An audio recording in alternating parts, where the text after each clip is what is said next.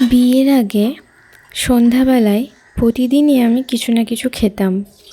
বেশিরভাগটা মুড়িই খেতাম। বাট বিয়ের পর বোলপুর আসার পর থেকে সেটা আর হয় না বলতে আমি নিজের থেকেই খাই না, আর আমার খুব একটা খিদেও পায় না, জানো তো। কারণ আমাদের বোলপুরে ডিনারটা একটু আর্লি হয়, আর লাঞ্চটাও অনেকটাই হেভি হয়ে যায়। যেহেতু আমরা সবাই ভেজিটেরিয়ান, মানে আমি ভেজিটেরিয়ান নই, বাট আমার বাড়ির সবাই ভেজিটেরিয়ান, তাই আমাদের অনেক কিছু রান্নাও হয়ে যায়, আর লাঞ্চটাও আমাদের হেভি হয়ে যায়। বাট আমি চা খেতে খুব ভালোবাসি। সন্ধ্যাবেলায় চাটা না খেলে মনে হয় কী যেন নেই। আর স্পেশালি দুধ চা, আর তার সাথে একটু কফি অ্যাড করে নিলে সেটা তো আরোই ভালো লাগে। আমার এটা খুব পছন্দ, তোমরাও না ট্রাই করে দেখো।